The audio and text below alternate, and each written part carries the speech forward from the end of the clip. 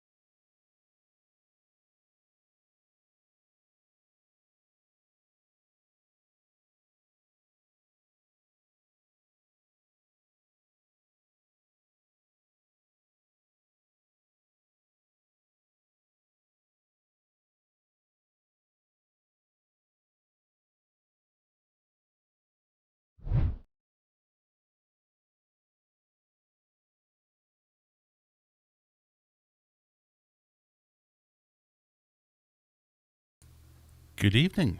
Hopefully, I've clicked the right button there. Takes me a while. Hello everyone, how are we this evening? Good to see you all. Hopefully you can see me and you can hear me. I'm going to ramble on as if you can until someone tells me they can.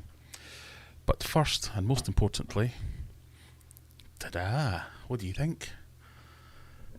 I've gone for a whole new green screen setup so as we can have something behind us that's marginally fishy related. Hopefully it works. It looks like it works here. It says everything's working on my side. But as always, if someone could let me know whether you can see me. Can you see me? Can you hear me? Grab a refreshment. Not that you can see it, that's a bit too big, isn't it? Hang on, we can do things about that. We can make that a little bit smaller. How's that?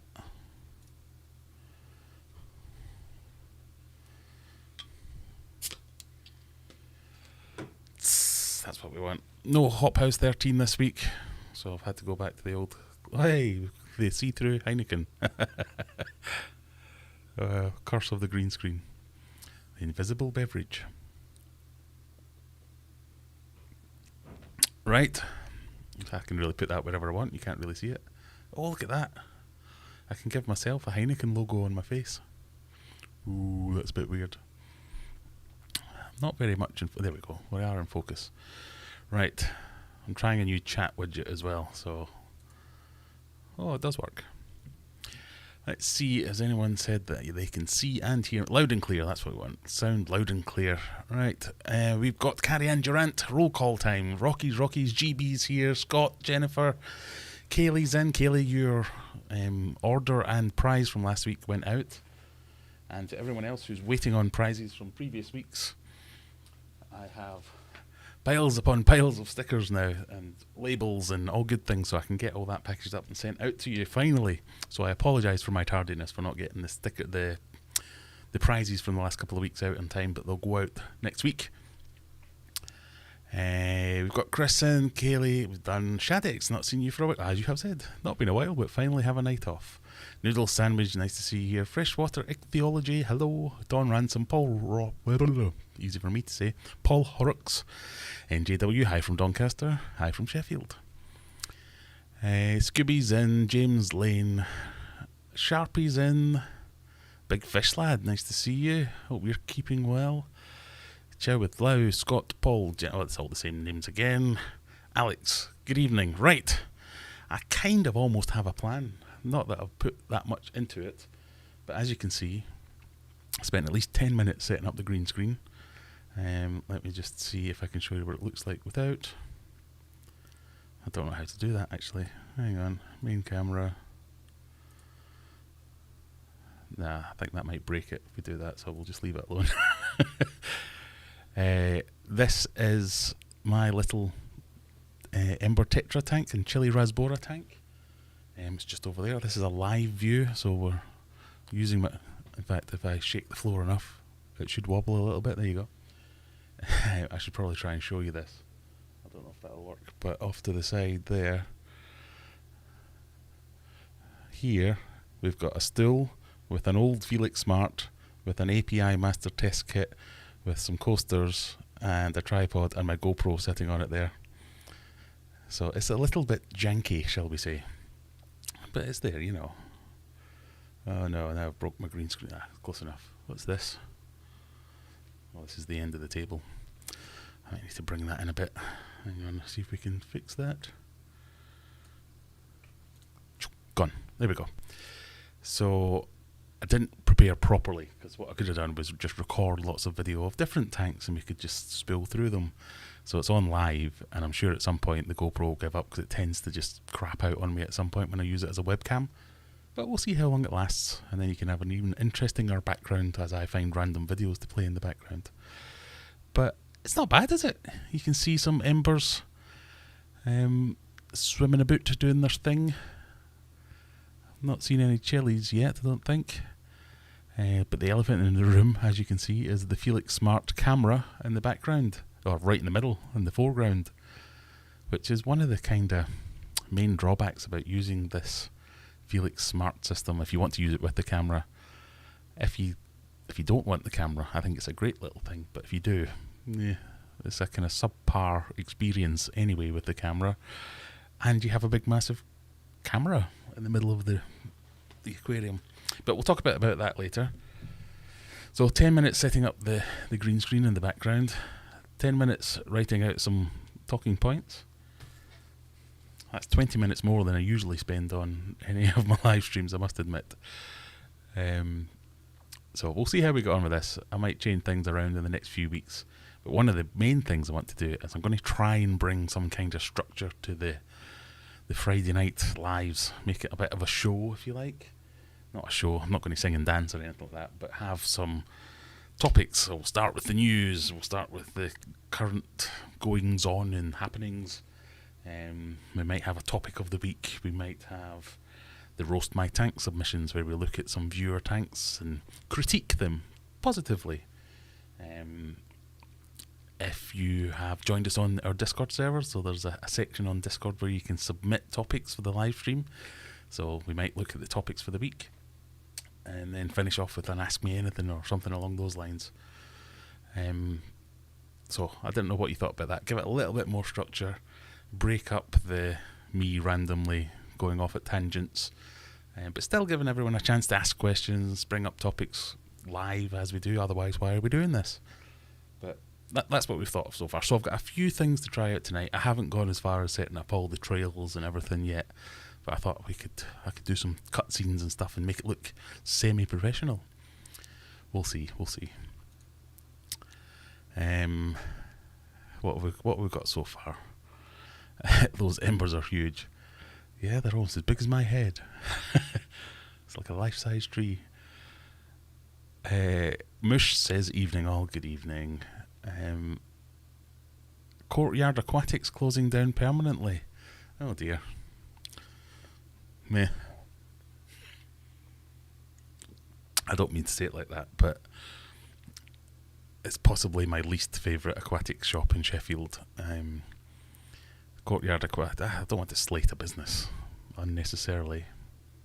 Or do I? No, I don't want to slate them, but this is a shop in Hillsborough in Sheffield, which was quite a big shop at first, and then they downsized and they moved from the main shop on the front street to the courtyard at the back.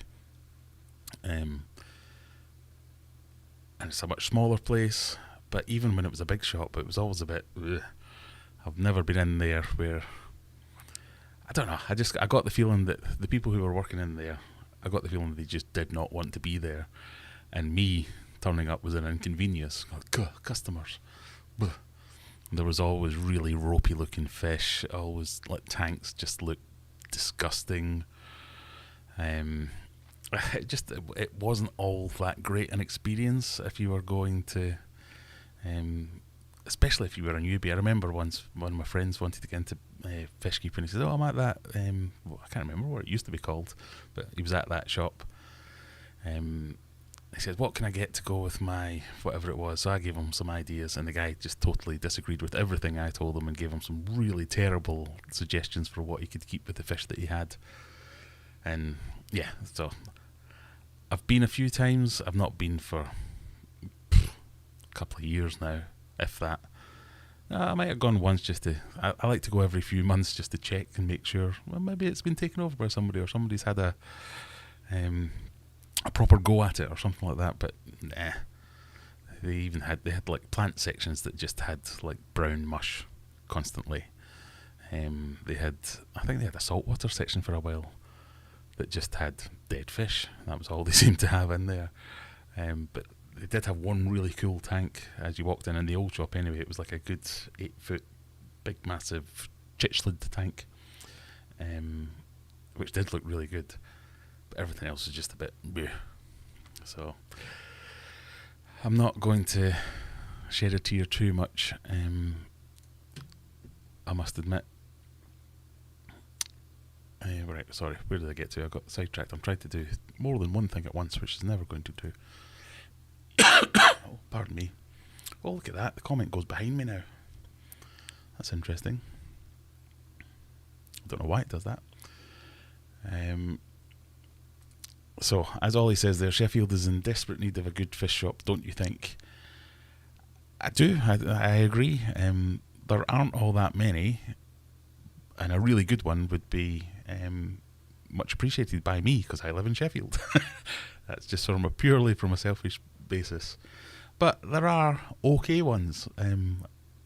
So the ones that I would use in Sheffield, I quite often visit Wentworth Garden Centre, which has an aquatic shop in the middle of it.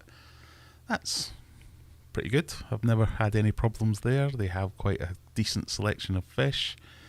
The guy who works in there, who is the aquatics person, seems to know his stuff. I've had a few chats with him over the time asking for advice on various things, and he's always been really knowledgeable, eager to help, clearly wants to give out good advice. So I can't complain about that one. I have Elm Lane Aquatics, which is the one closest to me, which is a tiny little shop. But that's where I got all these fish from. That's where these Ember Tetras are from, and the Chili Rasboras. And again, it's a fairly new shop. It's an old shop. It's a fairly new owner in that shop. They've been in a couple of years now. But again, they seem nice. They're always well stocked. The tanks are tiny, I must admit. So if you ever do plan a trip there, the tanks are literally yay big. And they're always crammed with fish. But I guess they just get through a lot of fish and they sell them. So I think they're limited by the size.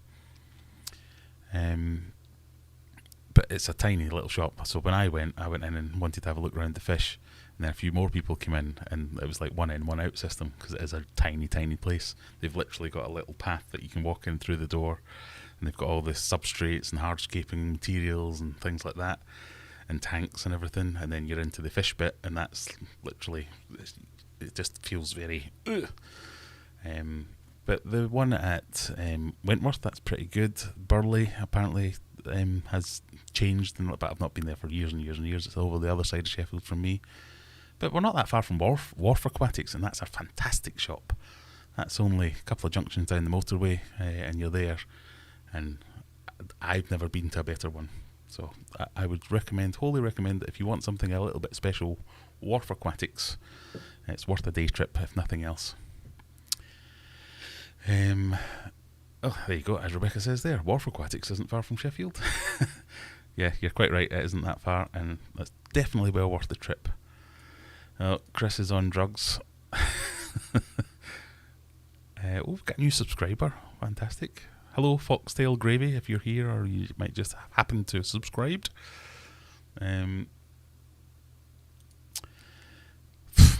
How very dare you? The north is a strange place, says the man from Norfolk. At least we have the right amount of digits on our hands and stuff. So as Ollie's saying, yes. Wait, I don't like Elm. The woman is very abrupt and always way too cramped. Definitely always way too cramped. But I've never found it's a husband and wife team. I think the lady's a teacher or an ex-teacher, because I've had a few people comment on the video go, "That's my maths teacher," or whatever it was. She's always been fine with me. Very happy to talk about anything. They'll even quite often I'll ask where their fish come from, and when I go and visit fish shops, and often people are cagey about saying where they get the fish shops, because most fish all come from the same places, but there are a few like breeders or farms or local people that might supply them with fish. So I like to see if that's come from, so if someone local's doing something and they're supplying a shop. It's interesting, if nothing else. But they're always have to, oh yeah, we got that from there, we got these ones from here. We can put a list in every week. If you want any fish, we'll add to the list. So yeah, I've got no problem with the people. Wharf is another level, so as Big Fish Lad says, it's definitely worth a visit. It's a fantastic place. They've always got, and it's well stocked all the time, but they've always got some really special stuff. So it's, if nothing else, it's a good day out just to go, oh, look at the big fishies and the strange fishies and the rare fishies. There's lots of stuff there.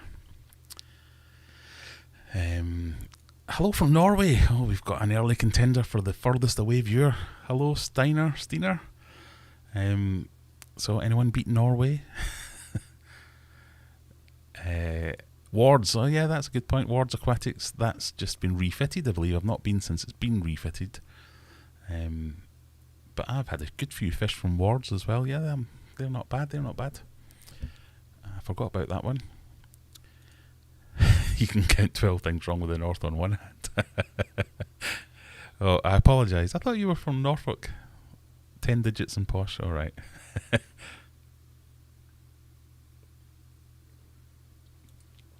Wharf's only an hour away. Might have to. If it's only an hour away, it's definitely worth that hour. It's, if nothing else, if you're on Facebook, I would follow or like Wards Aquatics, because they regularly post like new things that are in there, so you get to see quite a lot of the more specialised stock, shall I say, if you just strolling through Facebook on an average day. They had snakeheads in the other day, which I'm assuming are come from Alan's breeding projects. But I'm getting slightly obsessed with snakeheads. Anyway, right, I said I had a plan. I wasn't just going to ramble, even though now I'm just rambling. Lincolnshire for me witchy ways. That's not quite as far as Norway, sorry. Not good enough. So, what's happened this week? I guess that's... Oh, look, I can cut my head off. I might need to extend that box a little bit. I'll try and do technical things in the middle. No, can't extend that box a bit. I'll just have to sit down like this. Not genetically Norfolk. I've not heard that in a while. Wharf is 3 hours away from me and Pier is 5-ish. Worth the trip, but I have to combine it with something else. Yeah, 3 and 5 hours might be pushing it a little bit. Luckily, at least Wharf, I know, does deliver. Deliver, not do liver. So, what have I been up to this week? Right, settle in. We're going to have some ranting today. Not ranting so much as me complaining. Some light complaining. So, or heavy complaining, light ranting. That might be the way to look at it. I've been doing some work. That's not true. I've been doing some thinking and some planning. I finally got a date for the garage work to be done. So, if you're new here, welcome, first of all. Hello, how are you? Where are you from? All that good stuff. I've recently moved house, so we're in a new house, and it has a nice big double garage, which I intended to create a room in. So I'm going to build a fish room in the middle of... Not in the middle. I'm going to section off like 2/3 of the garage, hopefully. Just have to say 2/3 quietly in case my wife hears me go, no, you're not. You're only having half. I'm going to section off a section of my garage, build a fish room, put up some walls up, and that's going to be my new all singing, all dancing fish room. So my plans so far got me as far as that. Just, I'm going to have a new fish room. Didn't really know what I was going to keep in there. I bought some new racks from Big Doug, some Big Doug racking, so I could get lots of projects on the go. So you might have seen in my last few videos I've talked about, what I might do is I might have like display tanks on this side, and I might have breeding projects on that side, or I might have a workbench over here to do individual singular aquascaping projects or tank build projects or whatever it might be. So still all these ideas flying around in my head.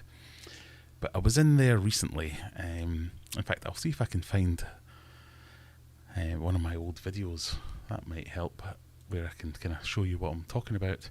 But when I was in there recently, I was moving some stuff around. We had some lights fitted. I had the electrician in putting up some new lights, which were going to take care of a nice big light, big bright LED lights in the fish room section, and then light all the other section of the garage, which is just going to be for storage for like bikes and stuff like that.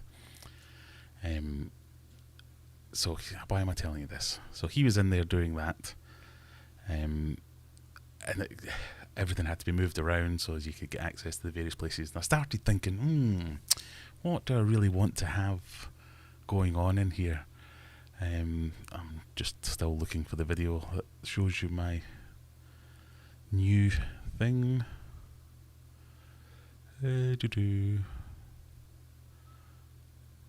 Why can I not find that?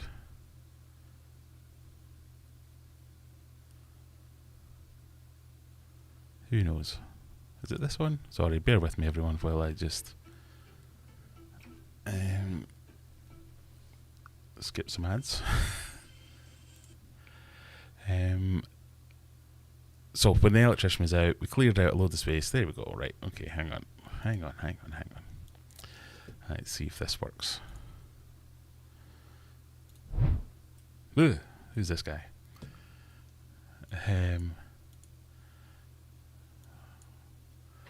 Right, so that's my new house up there. No, up there. And if I pause it there, this bit here, the bottom floor there, is like a double garage. So that's the entrance to a double garage, and in there, that's where I'm going to carve out my fish room. So I'm assuming at some point we'll get to. Come on, let's scrub through. There you go. There is said garage. Man pointing at garage. God, I make some interesting videos, don't I? There we go. Right. So a little bit hard to tell, but that was the only light in the garage. So now we've got a light up here, a light up there, a light up the front, and a light up the front. And this section over here is, so from there to just over halfway across is where my fish room is going to be. I'm going to build it out, build stud walls, insulate them, put plasterboard up, plaster it, make it fairly nice looking, even though it's just a fish room. And that's going to be great. At the moment, I've got 2 racks across this back wall, so a 6-foot rack and a 5-foot rack, I think, which takes you to about where this air brick is that you can see on the right hand side. And I was just kind of thinking, where I'm putting the wall is like another foot or 2 over there, so I've kind of got like 12-13 feet of wall spanning the wall across there. And I thought, well, if I'm going to be making things on YouTube, I might as well get something a little bit spectacular. So why don't I get a 10-foot tank, a 12-foot tank? And I started looking around at places to see, let's get a monster tank, we can get some monster fish, or we can just do some ridiculous things like get a 12-foot tank and fill it full of guppies, or 5 million tetras, kind of stupid YouTubey stuff. I just thought that would give me one big massive thing that I can do over here, and then I've still got room down this wall on the left hand side as you're looking at it to put a couple of racks, and then there'll be a wall along here so I can put another couple of racks, so I can still have all the things I wanted to have, as well as having a big old thing. And the thing is the bit that's in question, which has led me to be pissed off. Sorry, are people getting shouted at? Yeah, sorry. My Nightbot doesn't like capital letters, and neither do I, because it's rude to shout. I think you get like 5 capitals in a row before something gets blocked. I can fix it, but I can't remember how to do it, and I'm not going to, so just don't type caps, sorry. The bot is very sensitive, yes. I can't do anything about it right now because I need to log in and then find the settings, and it'll be a right faff. So, in here, we got this big idea of what's out there. So I've been trolling through Facebook Marketplace, best price. I've been trolling through like Gumtree, local classified sections, eBay, all that kind of stuff. And I found a couple, but I was kind of looking for a statement piece, and I don't want to buy someone else's 10-year-old monster tank that they've not. No, it's not that I don't know the history of it, because I could just reseal it. I know how to do all that kind of stuff, but it's big money. So what was one of the ones that I found here? Here's rant number 1. I said, does this take me to the thing? There you go, this one. I don't know if you can see that. So 1,300 quid in Telford. And this is what it looks like. So it does look stunning. It's absolutely stunning. Custom made fish tank. We paid over £3,000. Needs to be seen to be appreciated. I've had paramedics in my house and they looked at this tank before they looked at the patient. It really is unique. This is 10 foot long and 6 foot high. And that's it. So you get some questions there. Yeah, does look like a nice big tank. It's obviously got some the doors and a pelmet and all those good things. But it's a bit cruddy. And things like that, if that's the picture you use to sell something, you're a bit like, oh God, what have you covered up? If that's the things you're willing to show.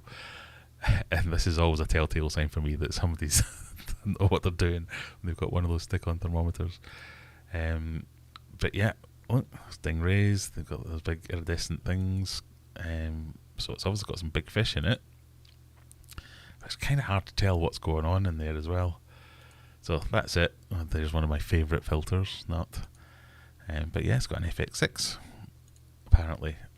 So I messaged them, say what's this all about? Is the fish tank still available? Can you tell me what's included in the sale? Thanks. Hi mate, everything in sale. Alright, what is everything? It's hard to tell from the pictures. Do you have a list? It's best to view to appreciate what is blood. Plus it's moving. You're going to need a lorry, scissor lift and 6 strong men. So yep, get all that. I can't imagine a 10-foot tank I'd be able to get it up on one shoulder and just bob it down some stairs. Because there are adverts out there that are like, there are 6 steps to get to this tank. The window will be taken out prior to your arrival. I can provide 2 people. You need to get 6. It weighs so many pounds. The dimensions are this. All that kind of stuff. And I'm like, I don't want to do a 4-hour round trip to Telford to look at it and go, oh no, it's shit, I don't want it. So again, can you just tell me a little bit more about it? Assume it's glass. How thick is it? Are there braces? What condition is it? How old is it? Is it a steel stand? I can see 2 filters, blah, blah, blah, blah. What fish are there? And would you sell the tank on their own? 'Cause I don't really want any of those fish. Well, I might one day, but not that. So again, I got some bits. Oh yeah, steel frame, glass is thick. Thick, great. How thick? It has lights, no pump, 3 heaters, sump, optional, and fish are 2 stingrays, 3 silver dollars, 1 rare marble sleeper goby. These fish are huge, and she's right, or he's right. I think it's a she actually. They are huge. I think this is one of the biggest stingrays that you can get, or certainly over here.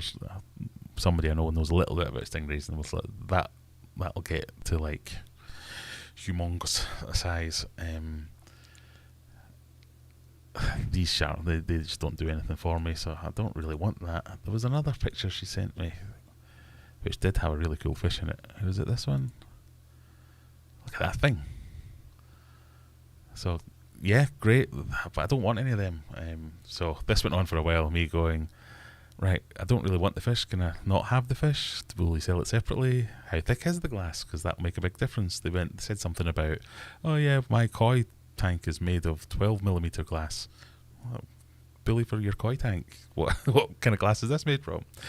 So that was my first experience. There was a few more like this where I think I found an 8-foot tank. that again was like just really sketchy about, oh yeah, it'll be really difficult to move. Okay, why? Never got back to me. Hello? And they're asking thousands of pounds, these people. And I don't mind paying thousands of pounds if it's worth thousands of pounds. But the amount of people that think, oh, I paid £5,000 for this tank 10 years ago, so I'll let it go for 4. That's not how it works. Sorry, I should get back to the chat in a second and see if I can catch up. Evening, Mickey. Good to see you. Many people who buy Monster yeah. So, doodly-doo-doo. How do we get to? Many people who buy. Oh, no, it's behind me again. I'm going to need to move myself.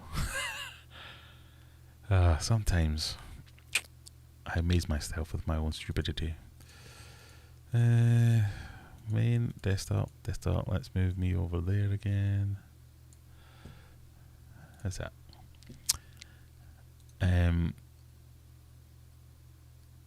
Many people who buy monsterfish don't have a clue. The water level concerns me, along with the lime scale. Yeah, well, that's one of my pet hates. Is why have a tank if you're not going to fill it up to the top? Is that because you're worried about it? Has it started leaking when it's got the full pressure of the whole water in it? All those kind of things. There you go.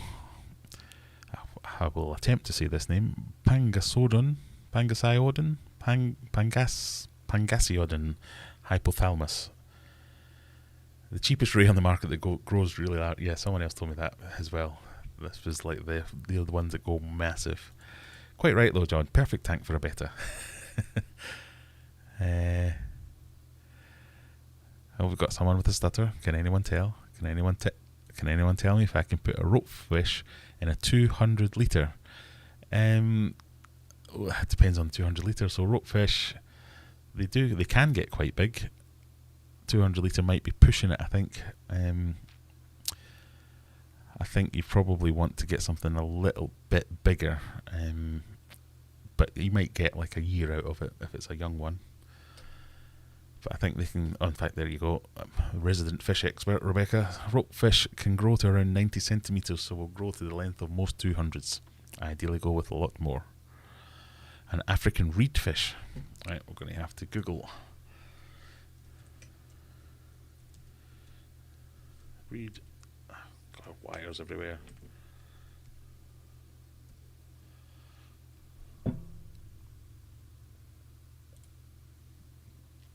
Yeah, ropefish. That's what I would call a ropefish. Maximum size 50 centimetres. Even 50 centimetres is still probably too big for most 200 litre tanks. But again, they are ropey. I don't know. I might be willing to try it, but also be very prepared to upgrade at some point.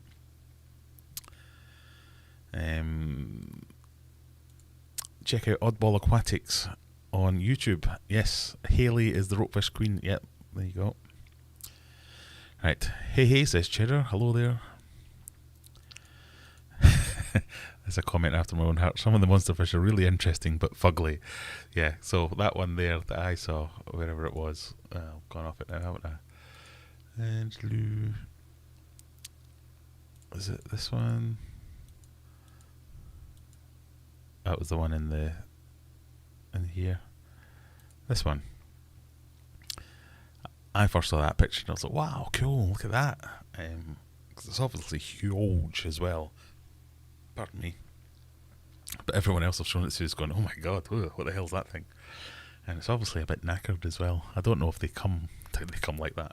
I don't know if that's quite a normal thing for that type of fish, but it looks like it's got some damage or some problems going on there.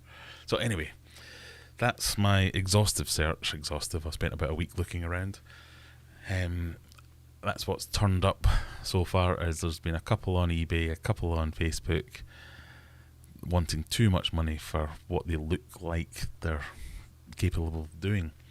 So then that got me thinking that I've been watching a lot of pond videos recently because I'm planning to do a pond next year. Both people building their own ponds, whether it be concrete, wood, whatever it might be, or buying in ponds, and a thing called the Easy Pond. kind of took my attention. So I'll show you what it was that I had a look at. So Easy Pond, the range. So these are just like preformed fiberglass ponds, some with viewing windows, some without, and this was the bit that kind of tickled my interest. So they have several of them. What one was it I was looking at? I think it was this one. Yeah, so I think that was my GoPro dying, so we might have to stay on this for a while. Yeah, GoPro dead. No matter. I hate it when websites do that. Click here for a larger image and it shows you a smaller one. Easy 600i. So I means the infinity window. So high quality 600 gallon tanks fitted the standard with a 4-inch or 2-inch bottom drain. Stainless steel fry grill supplied. Note, we can also build these with no drain installed upon request. So this will be important later.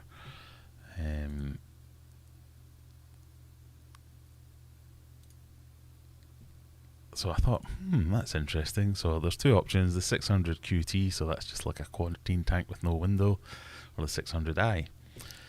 3 meters by 4 by 4. No, not 3 meters, I'm mixing my measurements. 3 meters by 4 foot by 4 foot. So a big old tank. I reckon I could get a video out of that that says, come and look at my 10,000 gallon aquarium. I've just used the kind of DIY's measuring tactics. But you have to admit, it's a massive old tank. So I thought, I can fit 3 meters in my garage. I could put that along the back wall. Just build a nice frame for it to clad it almost, so I could make it look really nice. You've got a ready-made big tank. I didn't want the bottom drain. So bottom drains, the standard practice for use in the pond world. You usually have a hole in the bottom, as you would imagine, which will have pipework to take all your water away to the filter.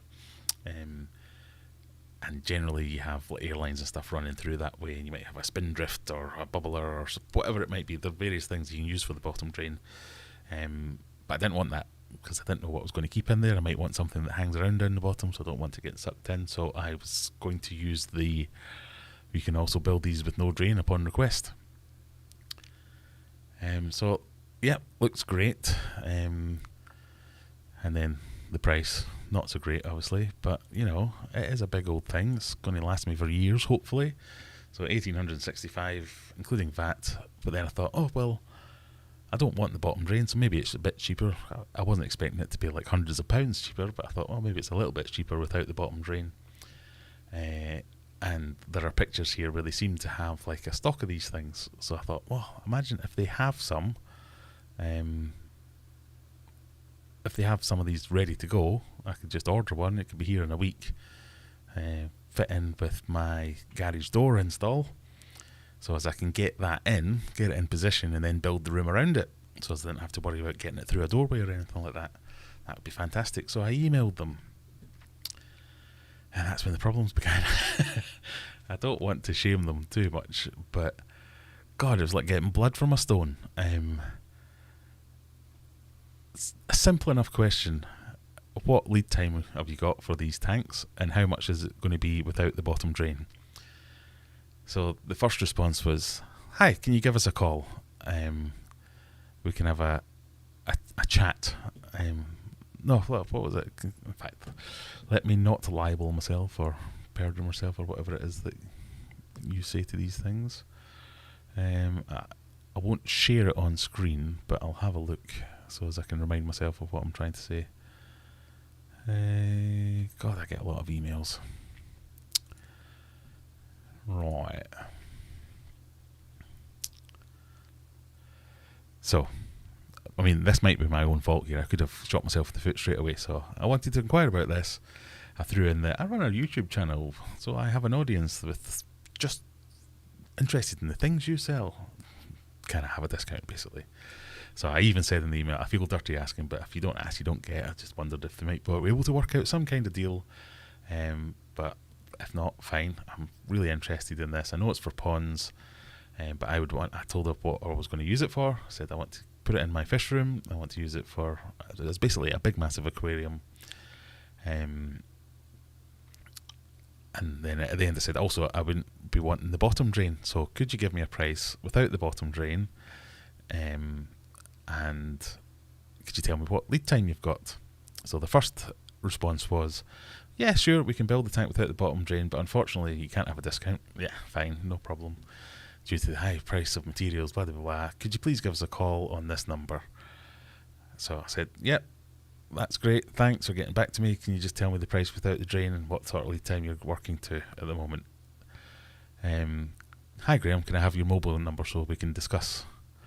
And I'm like, what's to discuss? I want to know how much it is and I want to know when I can have it. So my reasoning for not wanting to give out my details to companies or to spend time on the phone talking to them, yeah, it might be a little bit selfish, but I firmly believe I'm the customer, do it the way I want to do it. But I don't want to have a phone call. I'm working during the day. I'm doing this in the little 5 minutes when I get a break to do things. That day I literally couldn't find any time to set aside 20 minutes to have a phone call with someone. So I was just like, can we just do it by email? I prefer doing this kind of thing by email anyway, because I'm at the planning stage of an idea. I want to know some facts and some figures. I'm not immediately going to engage, yes, buy it if I'm having it right now. So I want to be able to refer back to the emails later, so when I come back to this in a week's time, I'm not relying on brain, which no work good. I'm relying on black and white in front of me. It costs this and it will take this long to deliver it or to make it or whatever. Not to mention, companies do inadvertently, even if they don't mean to, sell your details, and then you get plagued by spam calls. So I went through that for a long time, where my number got out by, I'm assuming, some company that didn't mean to, but they let my number out there. It got sold, my details, and I was getting offered all kinds of things for months. Pardon me. But it's also an opportunity for the company. Again, no, not saying that they were going to do this. I don't want to be on the phone with some pushy salesman going, oh, you want this, you want that, I'm going to upsell you this, I'm going to upsell you that. I know what I want. If I have questions, I'll ask questions. If I'm asking for something stupid, by all means tell me, but I don't want a chit chat. I just want to know the price and how long it's going to be. So this went on for a long time. And I was saying things like, I don't mean to be rude, and I'm sure you wouldn't do this, but I've been plagued by spam calls recently. It's just easier to control the spam if I use email. I'm happy to call you, but I really just want a price and a lead time. Can you let me know? So this seemed to piss them off. We're not a spam company. We would not send out spam emails or spam calls. We only want to discuss your needs. Understood. So this is my response. Understood. My needs are a price and a lead time. I'm not accusing you of being a spam company. I'm just saying it has happened to me in the past. I just want a price. So the response to that was, we do not sell details, we sell tanks. Our lead time is April. I'm like, all right, April? In fact, April? So the pictures where they've got dozens of these things lying around in their yards, so they clearly don't, and they make them to order. But April? Did they just shut down over winter maybe? Okay, so fair enough. So that was it. Out the window for me. I don't want to wait until April. So I went back and said, okay, I didn't mean any offence, but to be fair, none of the companies that sold my details said they were going to sell my details. I'm not accusing you of selling my details. That's just a reason why I didn't want to have a phone call. But given the fact we're now 9 emails deep into this exchange and you still haven't given me the price, I think I'll bow out. I wish you all the best. Then again I got, we are a family run business. We chat to all our customers and potential customers. All our prices are on our website. Feel free to email us, but like I've explained, we're a genuine company, we're a very honest company. Have you ever met a company that's gone, oh, we're a terrible company, we lie through our teeth? No, even the lying terrible companies say they're genuine and honest. So blah blah blah blah blah blah blah blah. So I said, all your prices aren't on your website, and even if they were, could you not just tell me rather than telling me your prices are on your website? It takes you longer to type out our prices are on our website than the price is this. So I pointed out your prices aren't on your website because you offer, I mean, even if they could just say, no, the price is the same whether you have a bottom drain or not. What is wrong with a company where they can't just give you the basic information? So this went on for some time, where it got to the point I was a bit like, right, hang on, no, we're going to talk about this a little bit. But yeah, I just couldn't get it through my thick head why they wouldn't do things the way I wanted to do them, why they wouldn't listen to my questions, and why they were just, why send customers away to your website? Why not give potential customers the information they ask for as early as you can? Even if you have a website that's fantastic, if somebody phones you up or emails you or whatever and says, I have a question and it's this, you don't say, you will find the answer to your question with this link. You tell them the bloody answer. So that was what infuriated me. To the point where I still really like these things. I think they look great. And I've seen one in person, but I've seen a couple of videos where people have used them.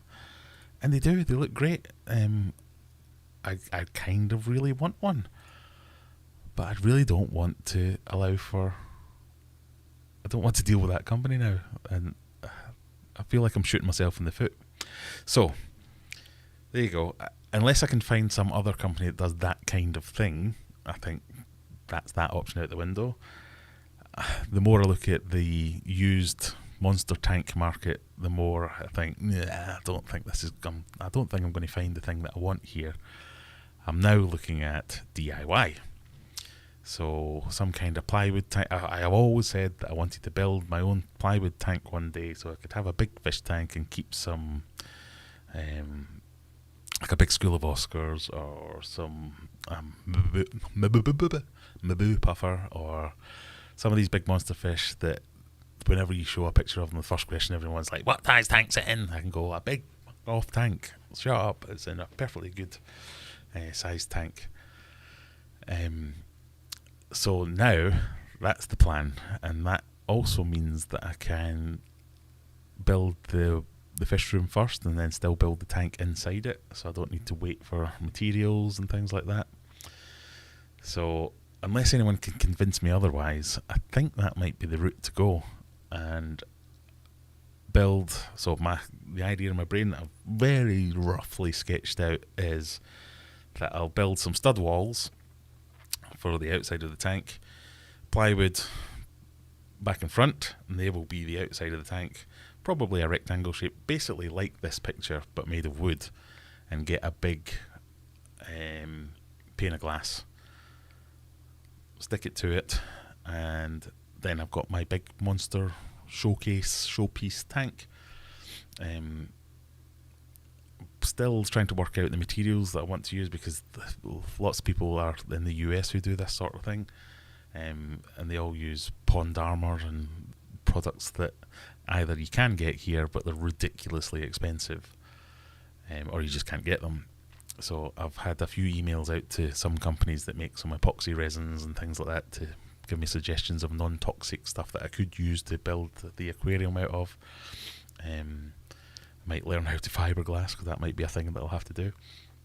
Doesn't seem that hard, but anything you watch in a YouTube video looks easy, so we'll see how we get on with that. But that's kind of where I'm leaning. So I'm about to check the comments in a minute, and if you tell me you're an idiot, don't do that, do this instead, I'll happily listen to any other ideas and discuss anything that might be a viable option for how I can get a big monster tank in the garage. But it's this kind of thing that I want, something that's a good size where I can keep fish that people can't normally keep, because I think if I'm going to be making YouTube videos, I may as well give people the ability to keep or see the fish, and they can live vicariously through my YouTube channel, and they can see the big monster fish that they don't necessarily have the room to keep. And I think it would just be cool, because I could also have this on one side, everything else all over the other side. And still do my other like aquascaping projects or that kind of stuff.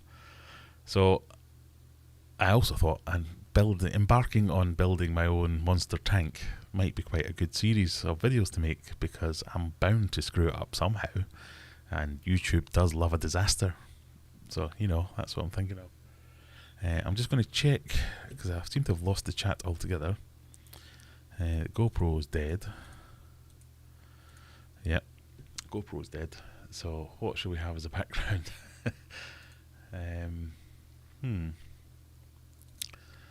We'll just use the my channel page. There you go.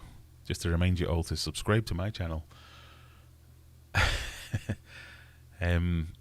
Right, let me find the chat. Where did we get to?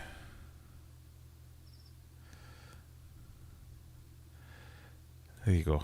Yes, I've used those puns before. Nice puns, but the price. Well, that's it. It is a big price, but if I get a big price, if that cost me £2,000, for instance, I don't know what, £1,800 or whatever it was, I'm expecting to get 10 years out of that. And £2,000 over 10 years, yes, it's a lot of money. £2,000 is a lot of money, no matter how you split it up. But if I get 10 years out of it, I'm fine with that. I'm kind of okay with that. As Josh says, have you considered DIY builds? Yes. Definitely. So I think that might be where I'm going. And so not sure on prices for supply in the UK, but it's worked well for me in the past. That is the thing. So when I bought all the materials for building the stud walls to build the fish room in the garage, bought all the timber, the CLS timber, the plasterboard, plaster, everything as soon as I can, because the prices were ridiculous. I was looking on one of the trade sites, trying to price up everything I needed. I can't remember the exact price, but it was something like all the CLS, the lengths of CLS were something like £2.20 per length. And so I put that into my spreadsheet, went away and worked it down. I came back a couple of days later and went to order it, and it had gone up like 50p a length. And I was like, what the hell's happening here? And spoke to a few people, because we've had like tradespeople in the house doing various jobs and bits and bobs, and saying, yeah, it's just going ridiculous, it's going mad. Brexit, bloody Brexit. It's just everything's going up in price, things are getting harder to get, so it's just giving all the shops and all the companies license to print money for the stuff that they've got left, because everything's so rare. Or not inexpensive, so everything's so rare and in demand. So I just bought everything as soon as I can. So I was still at that point a couple of months away from needing any of the stuff, so I just had to store it in the garage. And it's gone up even more since then, so I'm glad I did do that. So I don't know what it would be like, because the one thing I haven't done yet is start pricing up the DIY build materials, because I will need a shed load of 2x4s, 2x6s, whatever it might be. Loads of plywood. Plywood seems like gold dust these days as well, especially good thick plywood.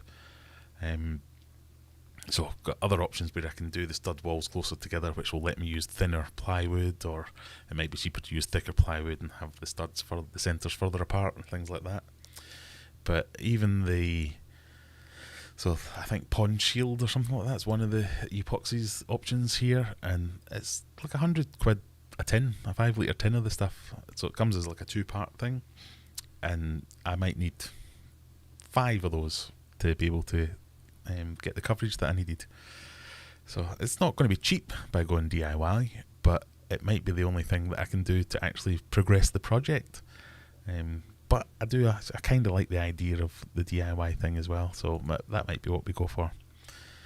It's like they don't want to sell you one, the Joey fans. Yeah, possibly. Hey, I'll be using some of Joey's techniques to build my plywood tank, no doubt.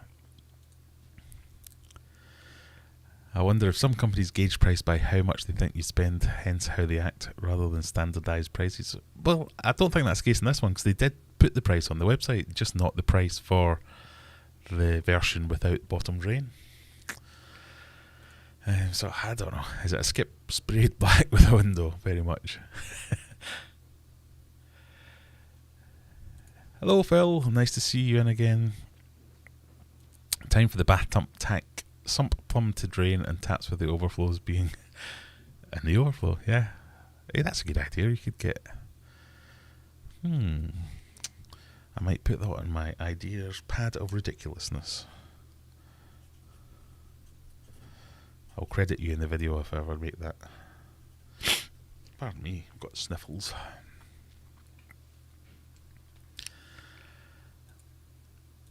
Fiberglass isn't hard, just extremely tedious. Thankfully, everyone that I've spoken to about fiberglassing has said that it's extremely laborious process, messy, stinky, not fun, but not difficult. So hopefully I can handle that. I can handle not fun, but not difficult. Sounds like you've dodged the bullet. If they won't answer simple questions, exactly. I wouldn't feel comfortable spending that amount of money with a company like that won't answer those simple questions. What happens when I come back with a, and I might be getting this all wrong, maybe if I had just phoned them up like they asked, if I'd set aside some time, I wouldn't be having this discussion now, but I feel like I'm the customer. Please sell me it the way I want to be sold it. But if they can afford not to take my money, good on them. But what happens when I come back with a complicated question? How hard is it going to be to get them to do something they don't want to do, like fix something under warranty, or if they won't take my money easily, they're not going to give me any money or service back easily, are they? That's what I'm worried about with that kind of thing. Tedious and itchy, yes, that's the advice I've been getting. Plan on buying extra lumber. If you're like me, you'll need it. Yes, I'm very much a cut twice, measure once person. No, I'm a measure twice, cut 3 times person. So that's what we're talking about, or that's what's on my mind for the next few weeks. If you've just joined us, I'm talking about fish room plans. I have a date now for my garage door. So the reason the garage door is important is because the garage door is an up and over door at the moment. And it's the over bit it's encroaching on where I want the fish room to be, so I need to get that whipped out. And it's creaking and old and rubbish anyway. So I'm replacing it with a roller door. So it'll just go bzzz, straight up and not take any space in the garage at all. So once that's out, next Thursday I can begin work, hopefully, if they come in next Thursday and sort their bit out. They can whip that out, I can get the walls whipped up, and I'll have a proper fish room at that point. So next week will probably be spent looking at lumber prices, timber prices, reaching out to anyone in the trade that knows people who can give good rates and things, because it seems like everything's just going up in price. So I'm probably doing this at the worst possible time. And then I've booked a few days off. I'm saying this as if I'm going to complete this whole project in a few days. I booked a few days off, so I've got a couple of days left holiday, so I can have a proper crack at it and get a couple of good days graft in and see if I can get these walls up and see if I can get the plans started for the big DIY tank. I'm looking at the comments now, and I'm not seeing any other suggestions of no, don't do that, do this. So I think that is probably the way we're going to go.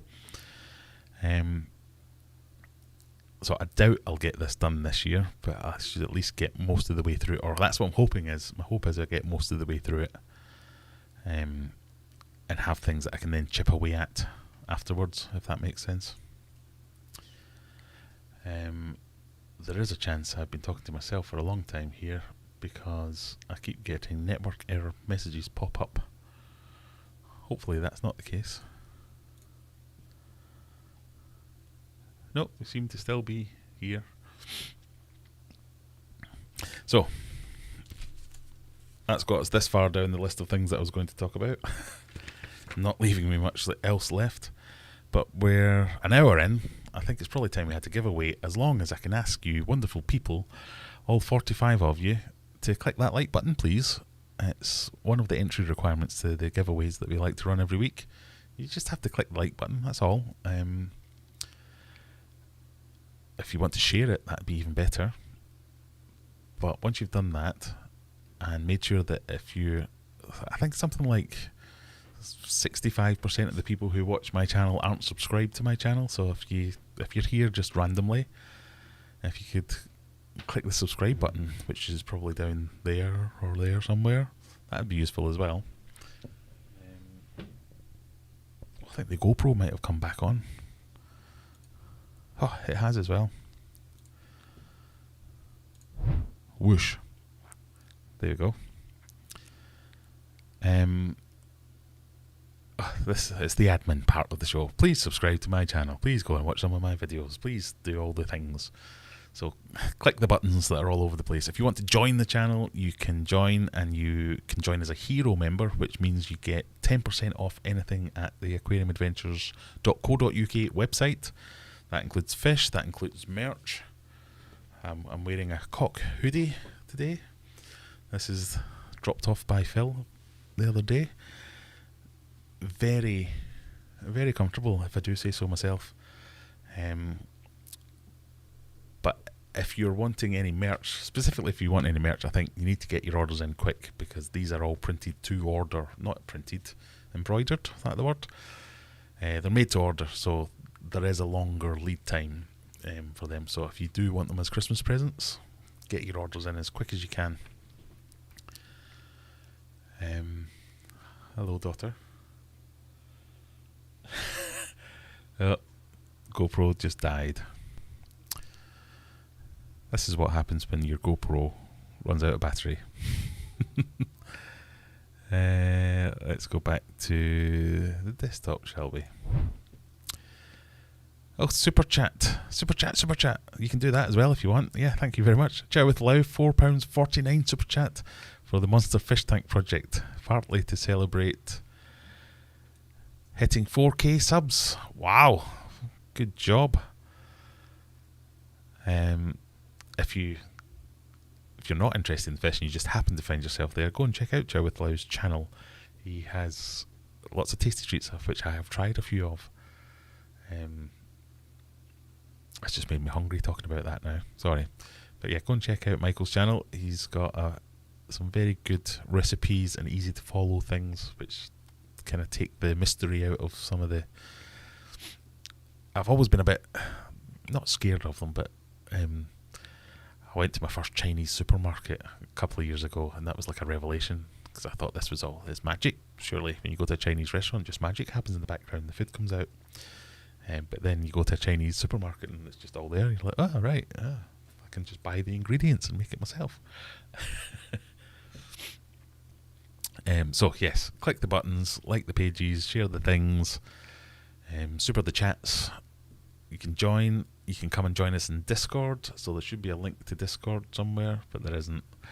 One of my fantastic moderators will put that in the chat, no doubt. There's a link to the Discord server, and then you can carry on the fishy conversation later through the week, 24 hours. It doesn't have to be fishy questions. It can be whatever you want. But if you just join the channel anyway, as a member, you get all kinds of extra emojis. You get a little fancy sign next to your name. You get just, I don't know, the warm fuzzy feeling of knowing you've helped me out.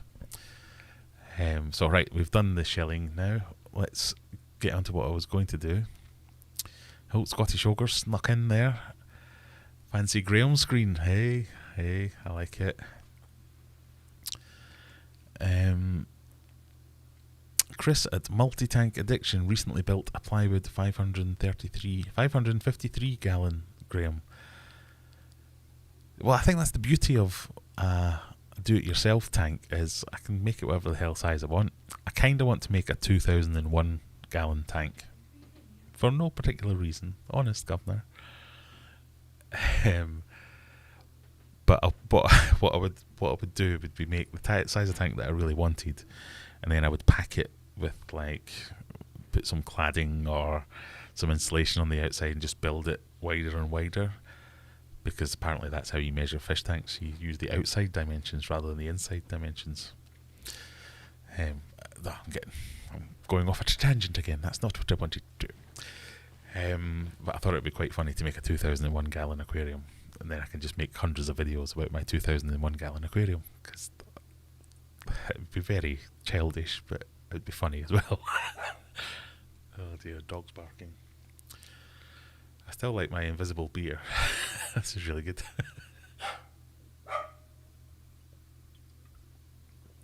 You hear that dog barking? Because if you can, I'll do something about it. If you can't, I'll ignore it. Got another dog down here. Right, we were going to do a giveaway. That's what we were going to do. So let's go back to here. So this is just like a reminder. You can join if you want. Look at all the videos you can enjoy. Hundreds of the buggers I've made. I'll ask all of you now, if you wouldn't mind, go and have a look at this video. This is the one I released earlier today. I didn't mean to release it earlier today, but I meant to release it tomorrow, and I pressed the button in the wrong place, so it came out. So, you know, so it doesn't get killed by the algorithm. If you go and check it out after the stream's over, that would be useful. Pardon me. Right, come on, giveaway. Get brain on. So, what do we need to do the giveaway? We need to go on to the Nightbot screen. And we need to get the Kaylee wheel up. That's what we need to do. Will that work with this, do we think? Let's try it. Mods, keyword. Let's run the... Let's try it. Oh, it did. It worked. Drum roll. It's a goodie bag. Timing a little bit out, but you know, I'm doing all this on a budget.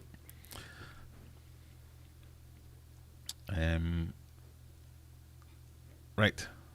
So, if you want to win that, I think we have to make the keyword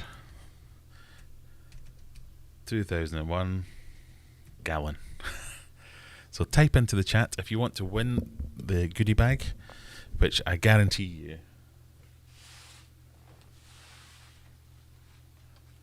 will include stickers. This is about 10% of the sticker haul I got from Phil at Elite Logos. That I've worn out a pair of scissors cutting them up.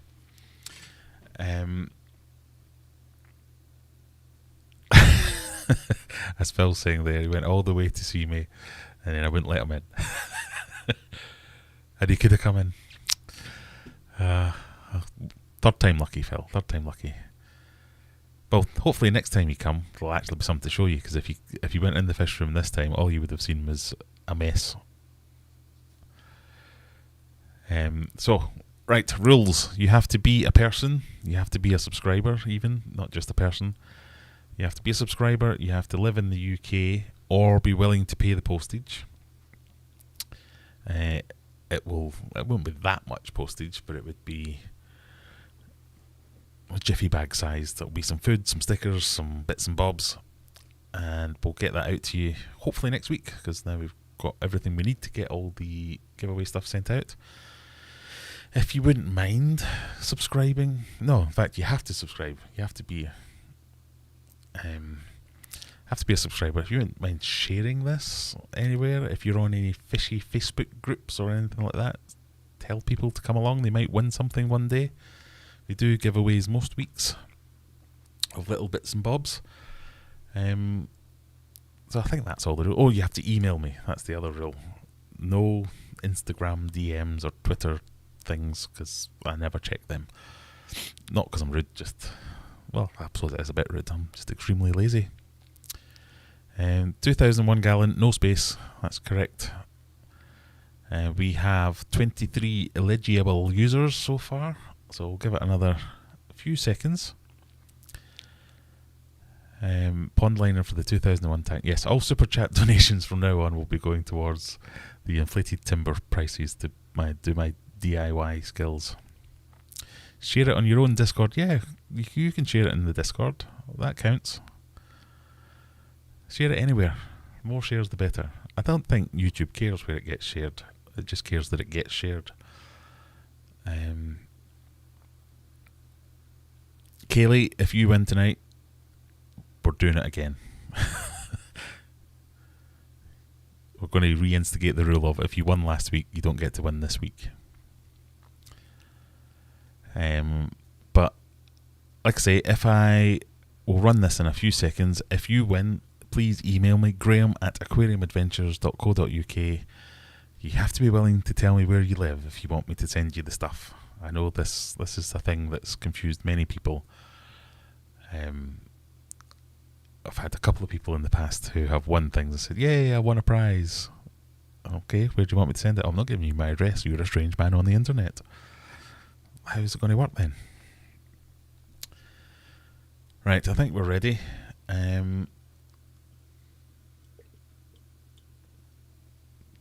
We're up to 30 eligible users, so are we ready? Shall we have a drum roll, please? Is the drum roll even working? Can you hear that drum roll? Or is that better? Mark F. Mark F. You are the winner of the goodie bag. Congratulations. So, way.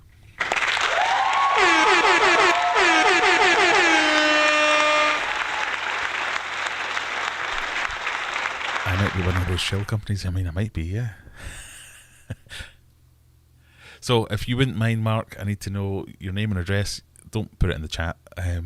Put it in an email, graham@aquariumadventures.co.uk. And because we've had a fantastic sticker haul delivery by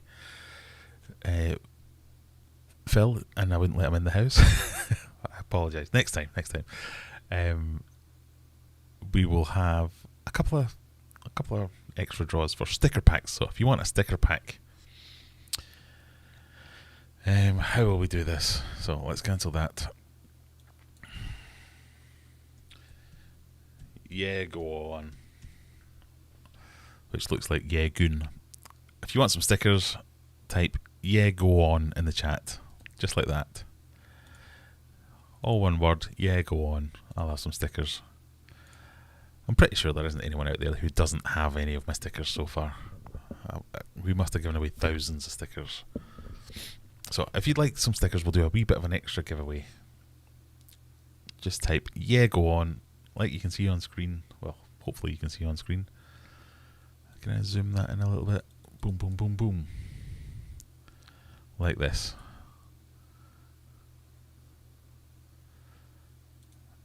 And we'll pick a couple of winners and I'll send you out some stickers. And then, once you've done that, what I want to see after that is... No, come on, you can do it, Discord.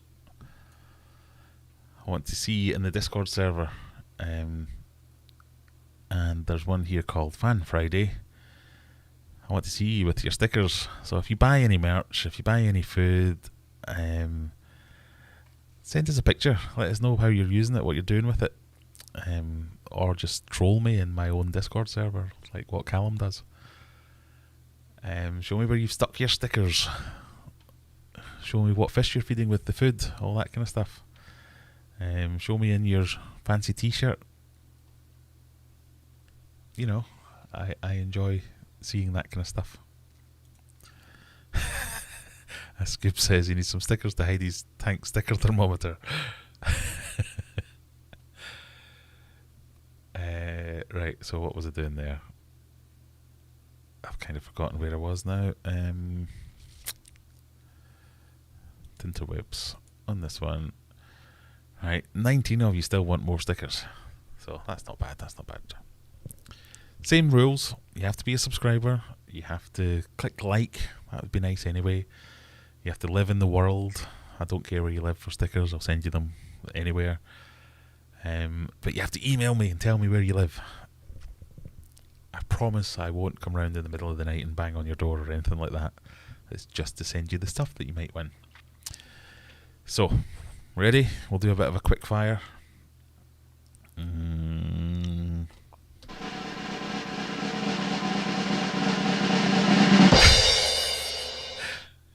It's not Kaylee, at least. And again. Mark, that was you, by the way. Phil, the man who makes the stickers, has won some stickers. Let's try again.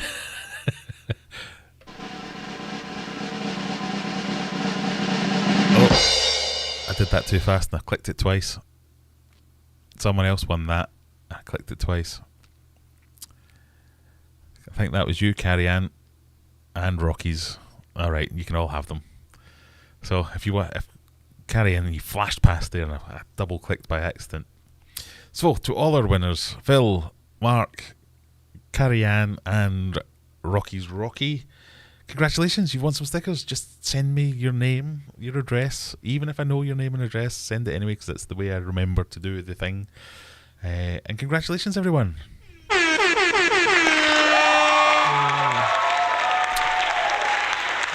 That was reasonably successful. If you just want some stickers, I will be giving away stickers with every order through the website. While I have stickers as a surplus, I usually throw a few into every order. So just buy something and I will send you some stickers that way. Or just ask nicely. I might just send you some anyway. Right, what was I going to do next? We were going to look at Discord. That's what we were going to do. There we go. Can we see that? Let me see if I haven't missed any important chats while we were doing that. So yeah, carry on, Durant. Nightbot caught me double clicking, so we're all right. Yeah, Phil, you can just print some for yourself. You don't need me to send you any, do you?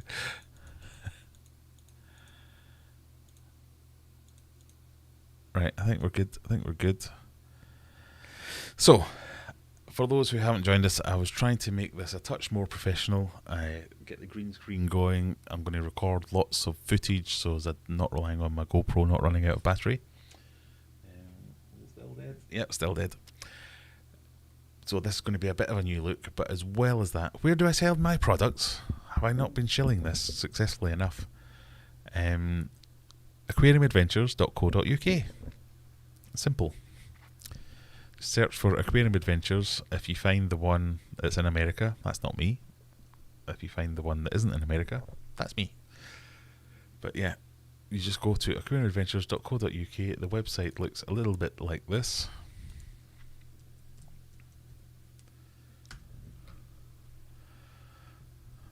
And you see my ugly mug. Go on to shop. Go on to merch if you want merch. You can get t-shirts, polo shirts, hoodies, zipped or pullover. So I'm wearing the pullover cock hoodie at the moment. But hats, towels, so anything you want. Why will these adverts not go off? I didn't think I was running adverts anymore. But yes, as well as that, there's all the range of foods. Not be shipping fish at the moment. I've not really got any left, I don't think. But yeah, next year we'll be expanding this range of things that you can buy on the website. Right, where was I? Discord.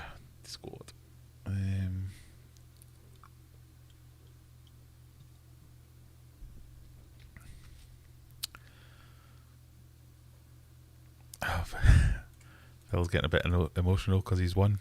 Congratulations.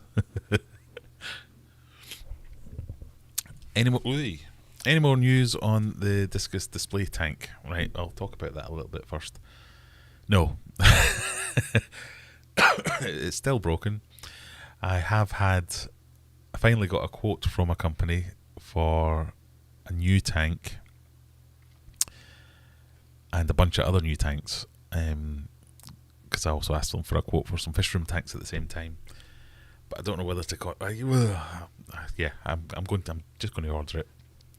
So NACD, who is the company who made some of my current fish room tanks, which I've been really happy with actually, so no reason not to go with them. They've done me a quote for a replacement tank for the tank that's broken at the moment, but a little bit taller. So same footprint, but a little bit taller. Just think that'll look better. But we're also getting a new floor, or new wooden floor where that tank's going to go. So I'm kind of, depending on how the lead times go, I might hold off ordering for a couple of weeks so I can make sure it comes after the floor's been put down, if that makes sense. Because if I fill it up and then have to drain it down to move it out of the way to get the floor fitted, I think that might tip me over the edge.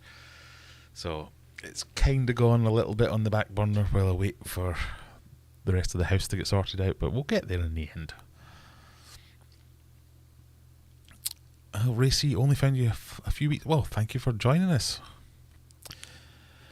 Graham, that looks like a made up name there. My Team Mouse. Mighty Mouse. Try harder than that, sorry.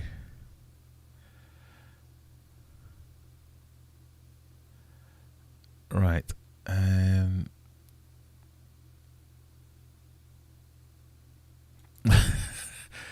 Noodle's having some emoji-based difficulties. Yeah, you definitely don't want to do that. I'm just... I know you said you can't get me with these names, but I've just spent the last 30 seconds scrolling back through the chat looking for Mighty Mouse, just in case there is somebody called Mighty Mouse.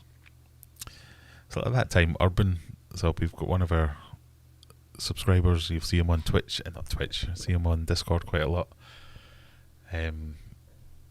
Showed up to a few streams and I said, come on, you're going to need to let me know your proper name. I can't go around calling you by a ridiculous name like Urban. He went, yeah, my name is Urban. Ooh, awkward. And if you're here, I'm sorry, I didn't mean anything by it. So, tangent over, done. We were trying to become more professional, so green screen, we're going to have some footage of all my tanks and some special fish, and I can cycle through it and not rely on the GoPro camera not dying, rather than just having a blank wall behind me, because I think that's a little bit better. We're going to have some kind of schedule, which is it? Schedule, that sounds best. We're going to have some kind of schedule where we can structure the live stream a little bit more. So my plan was to we'll start off with like the news. So this week's news is me falling out with various companies who won't supply me with tanks or ponds. Then we might go on to a topic of the week, which is where we'll jump into Discord, because just very appropriately they have live stream topic ideas as one of the channels on the left. So, for instance, last week we discussed the Flux Chroma, and we had a look into that and decided that it was extremely expensive for what it is. So, like I say, join us on Discord. There's a link somewhere.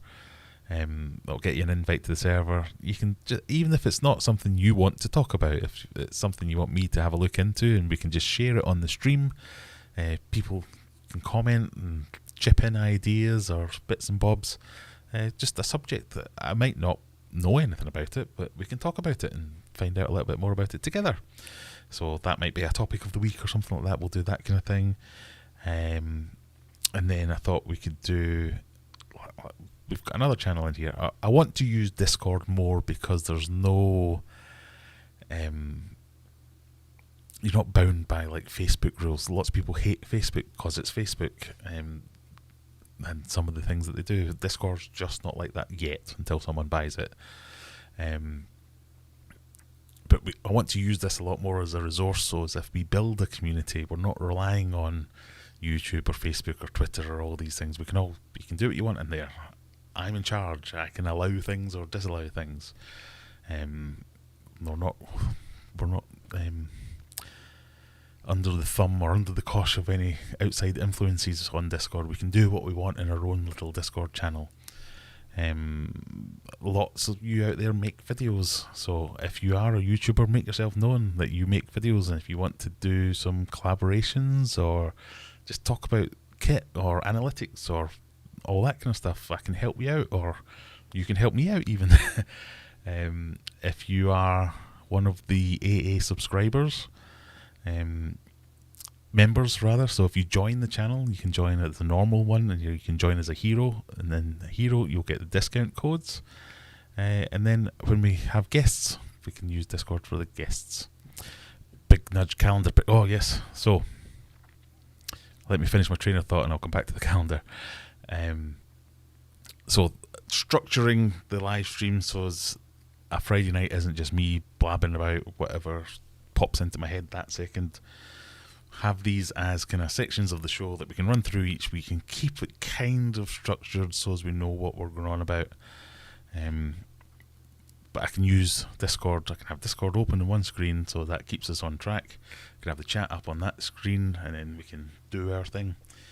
And then finish off with a Ask Me Anything. But you can ask questions at any point, really. But one of the ideas Phil had the other week was about a calendar. And if anybody would be interested in a calendar. So I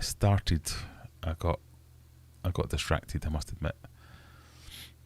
So let me see if I can bring that over here. So I've been trying to pick some of my best pictures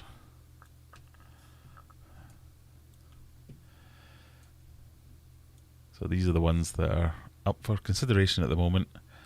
Can you even see that? Oh yeah, you can. Too many screens open, don't know what I'm doing.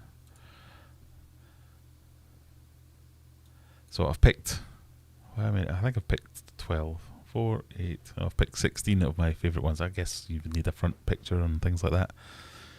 So this is a preview of the ones that we might have on the calendar. There's my old puffer. Here is my favourite ever discus fish. Look how round that is. That one shows. That was a great fish, that one. And then a close-up. And my first ever breeding pair of discus. Basically, I think I might be going a bit discus heavy. So I might chop out some of these discus pictures. Here's my attempt to get artsy.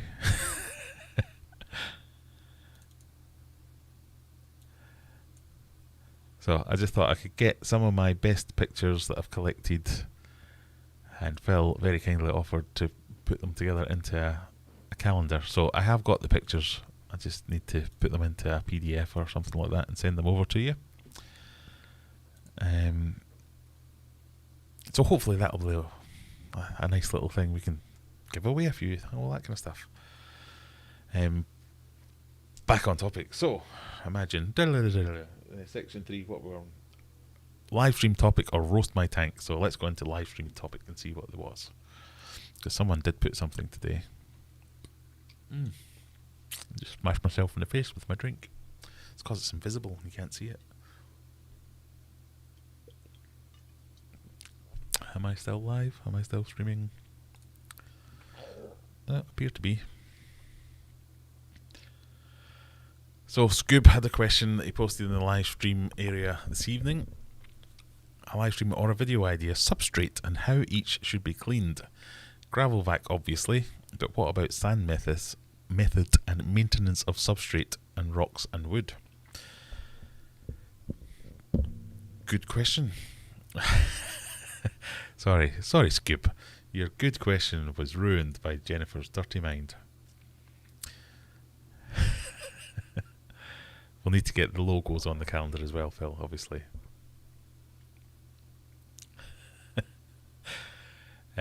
So, gravel vac obviously isn't always that obvious.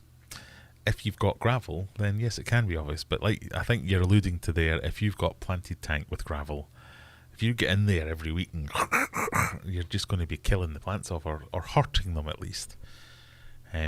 Sand, if you go too hard with sand, it just sucks up the sand and you end up taking out most of your substrate. So it probably is worth a video. It's never going to be the most interesting of videos though. So maybe we will try and cover it here. I think I have a method of how I clean tanks with sand in them. I call it the waft. You get a hose, and you can use a gravel vac for this as well, because that's quite good, because usually gravel vacs have a wide mouth. Kind of waft it, and it disturbs only the top layer, and if you get your wafting technique right,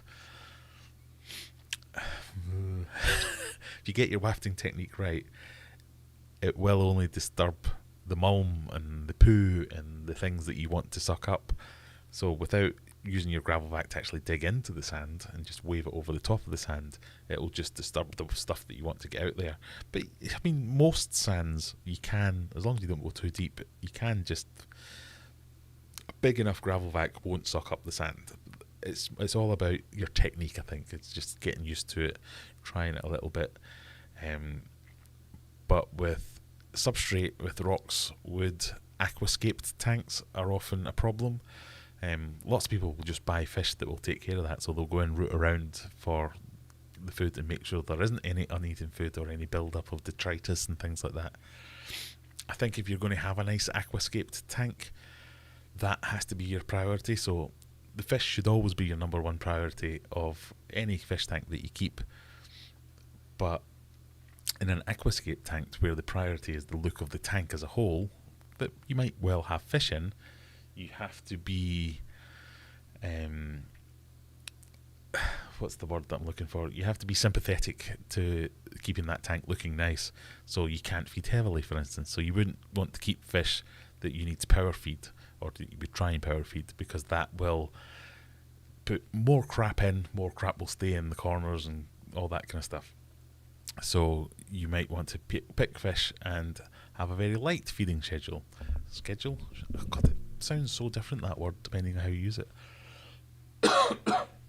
You might want something that can tolerate or will be happy with a light feeding schedule. Learn how your tank works, because in most of the tanks that I've created, the gunk and everything will go to one particular place. So when you learn where that place is, as long as you don't let it get out of control, you can go in and get it out again. Use things like power heads and filters, so as you're sweeping the base of the tank, so stuff just doesn't get a chance to settle anywhere. It gets moved around and pushed up and thrown into your filtration, whatever your filtration is. Obviously, if you're just using a sponge filter, that'll just stick to the sponge and you just clean that more often. But if you've got an external filter or even an internal filter that you can kind of direct your stuff towards the intake of your filtration, that will take a huge percentage of the effort of you cleaning that tank will be done by you getting the flow and the circulation right in the tank. But if you have lots of rocks and woods, crevices will grab things, so you just need to be aware of it, and you just need to get in there and get them cleaned out, basically, unless you fill all those crevices. So people will go around and they'll put foam, they'll put little rocks and stuff them in places so nothing can get into those little bits. So that's what I would do. So this is what I'd like to use this section of the video about. Stick in some questions, stick in some topics. We can go and have a look at chat and see if anyone else has got any ideas of how they do their substrates maintenance, if you like, and we can all learn something. So let's go and do that now and see if anyone pardon me.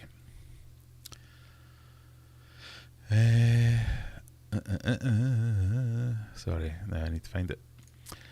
So Rebecca says, I've used a gravel vac for sand. It's about having it high enough or pulling away before the sand reaches the top of the siphon. Exactly, it's the technique. It's your wafting technique.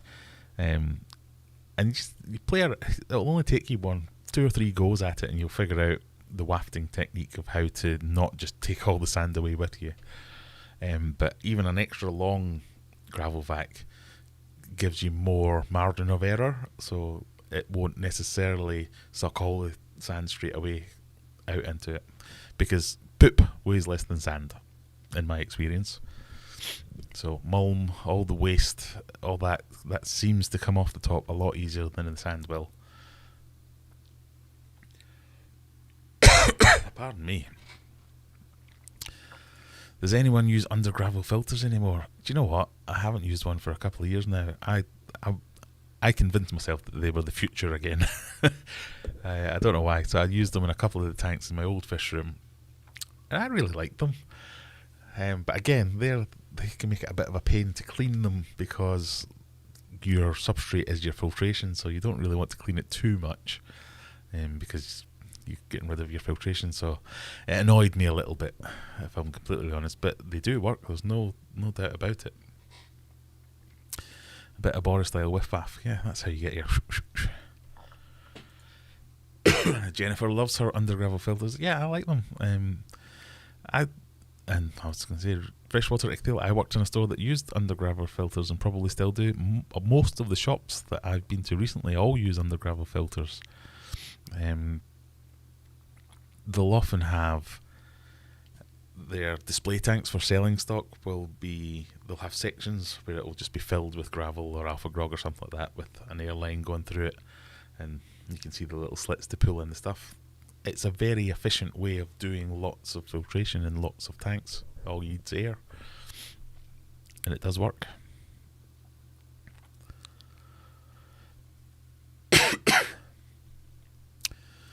Knowing how adding medication to a discus tank can kill the oxygen levels in your tank. Was this a suggestion for a topic? Yeah, well, let's stick that in Discord. I find that I killed a few fish medicating discus tanks because the number one thing about Discus tanks that you don't immediately think of, because it's obvious, but also it being obvious makes you not consider it as much. They're usually hotter. They're normally much warmer than normal tropical tanks. Pardon me. And it's harder to oxygenate warmer water, or it's easier to dissipate the oxygen in warmer water. I'm never sure quite which one it is.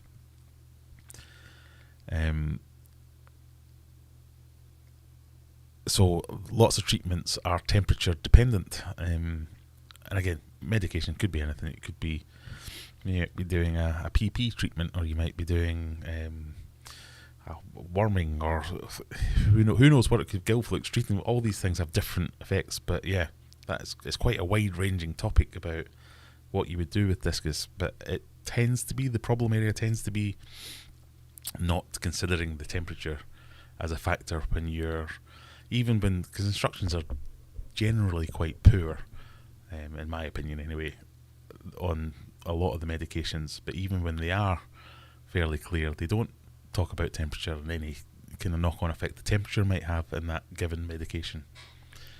So that's a good topic. I might have to do a bit more thought about that one, so as I can make a video about it, or have some worthy comments, because I'm talking very generically there, because it could be a number of factors there.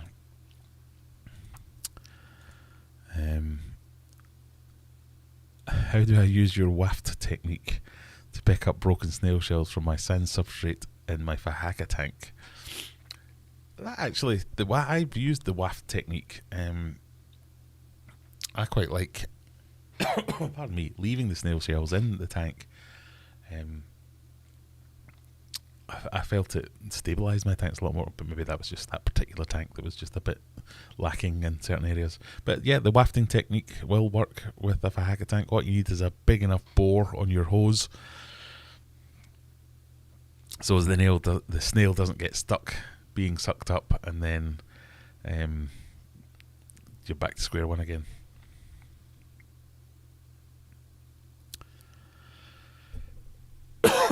Pardon me. Most of the medications write it on the label, but most don't read it, hence how many used outside the recommended temperature range. Yeah, well, even that is very true. Most people will read as far as how much do I dose, and then they don't read anything else. Even things like prime and safe, they say, well, if you use this at 30 degrees, you only need to use half as much. Now, it's quite hard to overdose your tank on prime, but you're just throwing money down the drain when you don't read those things.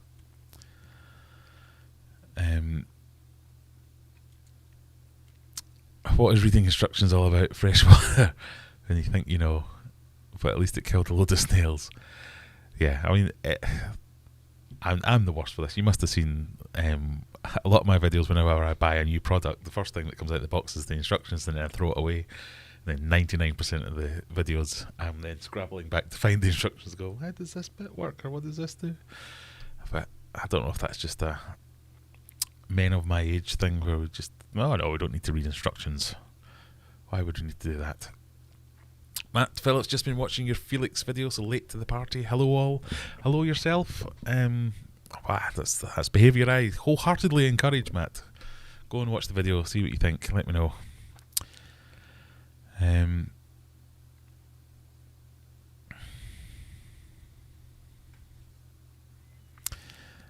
God, look at all you good people reading all the medications. A video on different types of algae and how to treat would be good if you haven't already done one. I've done a few about algae. Generally, when I run into algae issues, I'll make a video about me attempting to fix it, and most of them have managed to crack it. So yeah, that might be a good video, an amalgamation of all the algae videos that I've made over the time. Yeah, by all means, join the Discord server. Put in video ideas, put in things, topics to discuss on live streams. It'll make it better for everyone. If you're not just relying on me to remember things, it's never a good situation to get stuck into. Right, I'm going to shut down soon, but I wanted to do the roast my tank stuff because this, again, I wanted to use Discord because I think it's the most user-friendly platform where the fewest amount of people will have a problem with the platform. So I think it's a really good platform to use. We can do a few things in here, especially some of our members and admins in there actually know what they're doing on Discord as well, so we can actually achieve some things. But one of the other channels, we are still on. Pardon me. Is missing. Why can I not see it? There it is. Roast my tank. So I don't want you to think this is necessarily just going to be me trashing your fish tanks. This is about, maybe we'll change the name, but I might roast your fish tank, but it's more about talking about different tanks. Might get some ideas for, you might have done a really good tank, you might have done a terrible tank, and you want ideas of how to improve it. You might have done a really good tank and I might want to steal your ideas or share them with the people on the stream, and they can steal them. So for the last few weeks, we haven't been doing it really because we got a bit behind. But yeah, if you find anything on the internet that's ridiculous, we'll have a look at it. It's like this one, for instance, which is, I don't know what more to say about it than that.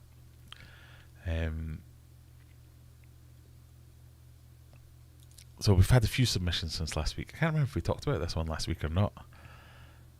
But this is Dreaming of Fish on the 13th. Yeah, that's since last week. I do like this kind of heavily planted tank. I wish the picture was a bit bigger so we could see the whole thing, because this looks like just this little subsection. Pardon me. But I like the busyness of this with lots of plants, lots of different types of plants, and most of them seem to be doing quite well. The dwarf hairgrass I've always found notoriously difficult when I've tried it. It looks like it's doing quite well there. I like the little, is that Monte Carlo? No, what is that? The little clovery type one. I'm not sure what that is. But there's some vals in there. There's some crypts, I think, at the back. There's some sword plants, some mosses, some limnophilia possibly. A good busy mix of everything.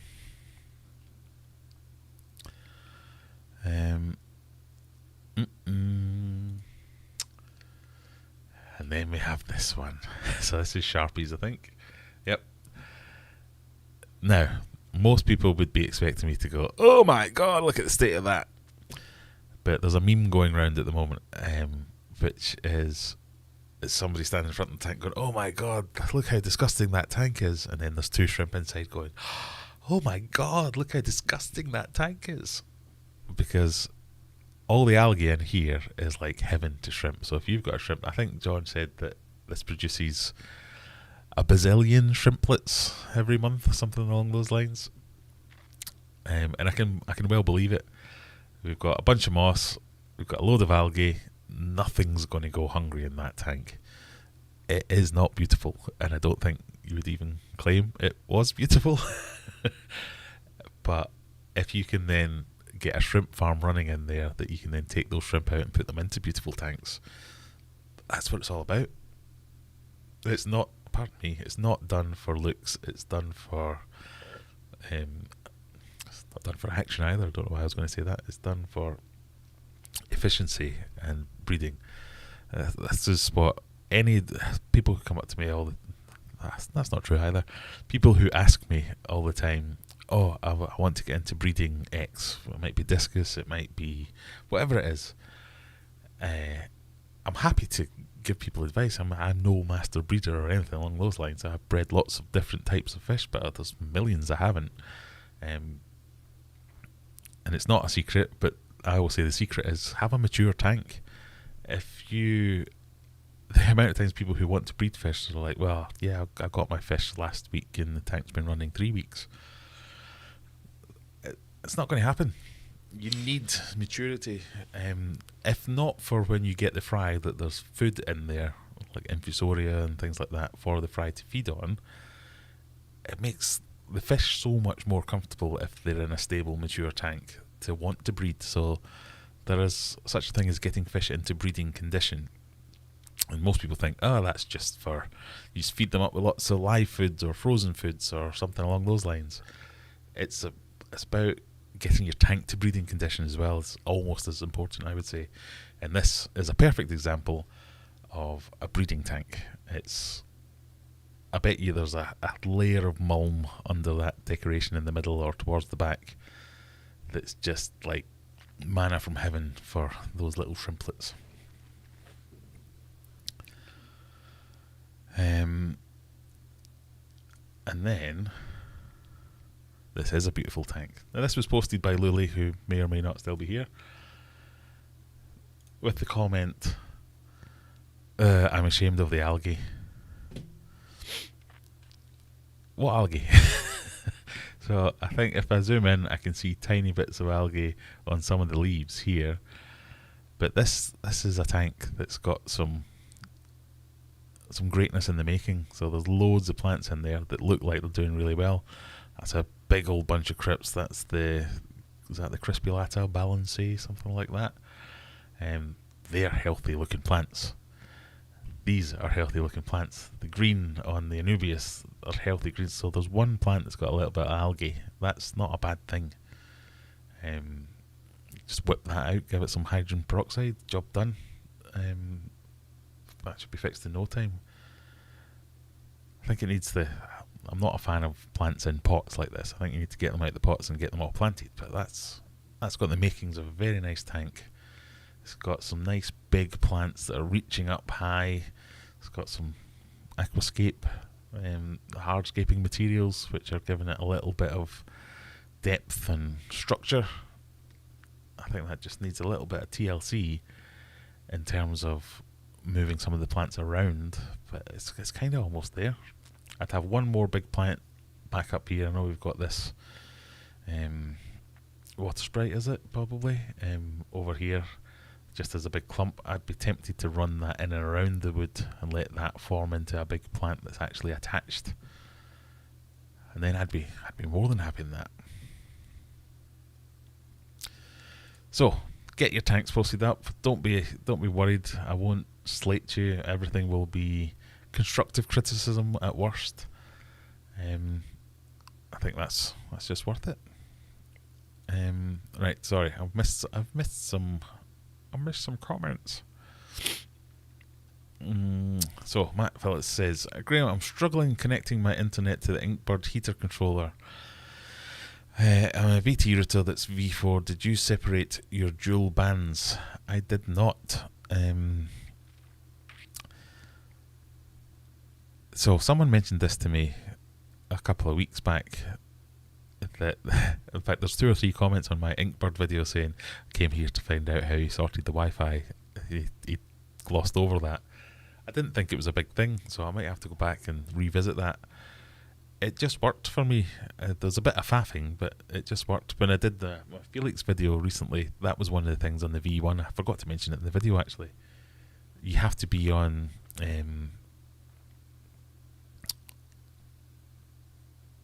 what's the word? 2.4 gigahertz network, not 5. And I have... my routers are dual band, and basically the way it works is if you're close enough it'll connect you with the 5G. If you're a bit further away it'll connect you on the 2.4. But my router's there and my Felix is there, so it was trying to connect on the 5G. It was the same setup on the old house, and I basically had to go into the config of the router and disable the dual band, which wasn't easy on the router that I had, to let it pick it up. But the new Felix just picked up it tried twice, so it went through the first time and failed. Says no, can't connect to that. It's a 5G router. Do you want to try on your 2G 2.4? So yeah, alright, and it connected to it straight away. But the Inkbird, I've never actually used it. I think it might be sat in one of these boxes. I'll need to dig it out and have a look at the Wi-Fi, because you're not the first person that said, I can't get it to work with the Wi-Fi. Tear it apart, Graham. It does produce hundreds of cherry shrimp, though. There you go. I didn't tear it apart. I thought that might be what people thought I would do with that tank, but I quite like that. because it's doing a job. It's a worker. It's probably supporting a good few of your fish tanks by the shrimp that you can sell out of it. That's a for-profit tank, pure and simple. Quite right. So Paul's saying, Matt, he's on Virgin, had to split his bands, bit of a pain, but Google is my friend. Usually on most routers there is an option to turn off dual band. If you're just using your router, it's usually fairly straightforward. I'm using a mesh Wi-Fi system, which is not straightforward. Do not buy the Linksys, what are they called again? Linksys Velo Wi-Fi mesh system. Absolute pants.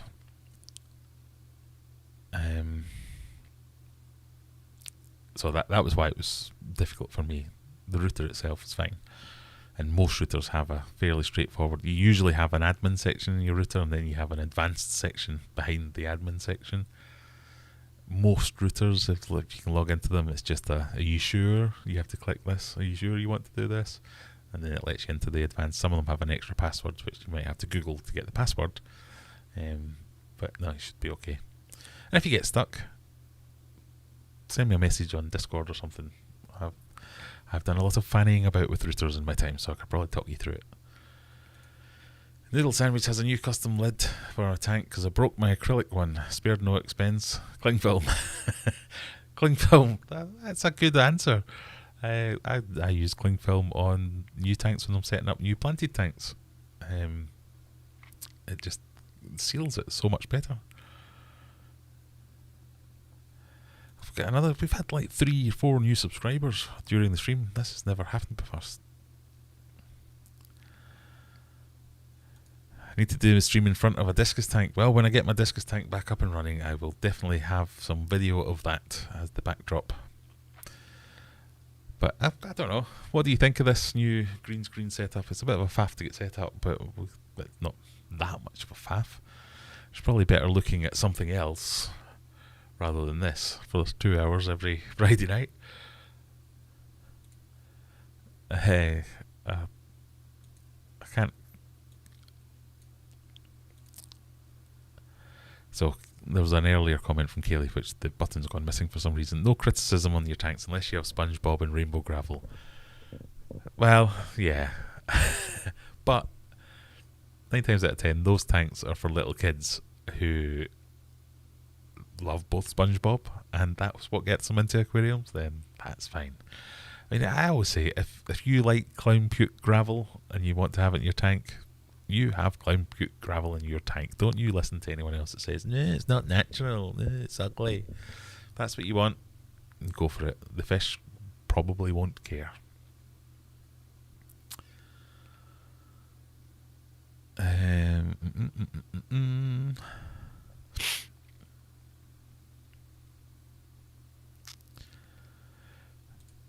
Really like that setup. Yeah, as John says, there's no SpongeBob, but he does have a Cookie Monster in one of his tanks. We saw that last week, didn't we? Pardon me. Right, last 5 minutes. Get your questions in, or we will be calling it a day in a few minutes' time. Shall we have one more giveaway? What do we think?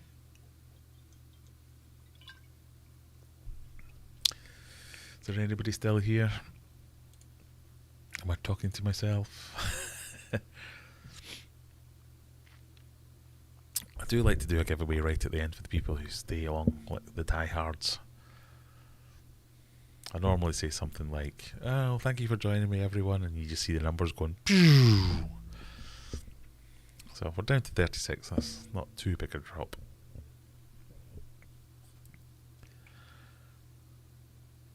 Right, we'll do one more goodie bag. Just for you fine people who have stayed all the way to the end. All you need to do, everyone's involved.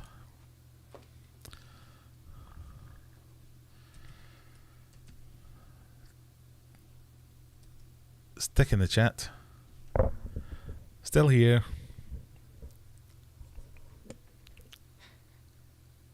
And with 1 minute to go, we'll run this one. But if you get any questions, I'll scan really quickly and I'll see them.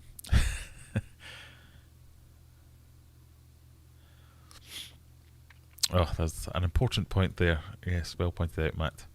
Cling film is good as long as not airtight. You still need to let new air in because, yeah, the gas exchange that happens at the top of the water. So during the day, oxygen and carbon dioxide go one way, and then during the night they go the other way.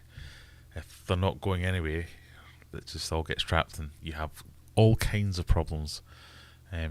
But it's really useful for planted tanks because it keeps the moisture in constantly. And you only have to let it out every now and again. Or just have a couple of pinpricks. Air quite small, turns out, so it can get in quite easily.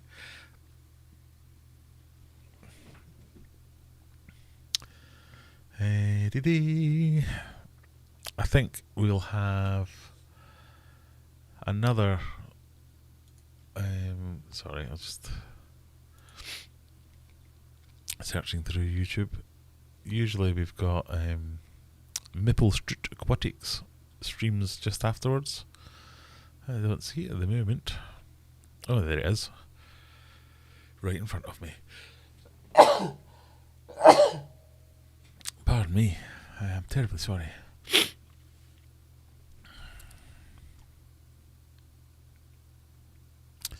$300 litre tank with 50 cardinals or 20 Congo tetras. Both would look good.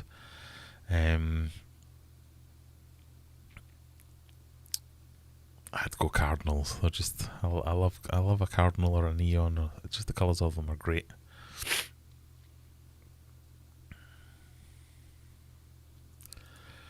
The super red, longfin super reds have hatched, got between 80 to 100 wrigglers in the breeder box. Oh, definitely need to sort out sending me some of them. The governor says, where's the tank behind you? I've done a green screen behind me because I can't have a tank over there.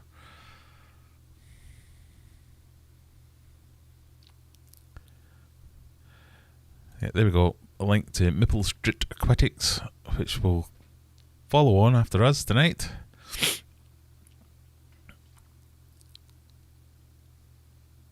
Alright, I think we're heading into the final minute. Are we ready? So, same rules apply. You have to be a person, you have to live in the world, you have to be prepared to pay for postage if it's not in the UK, and you have to email me, graham@aquariumadventures.co.uk, and I'll send you something if you win it. So, final one before I bid you all adieu and leave you for the evening. Are we ready?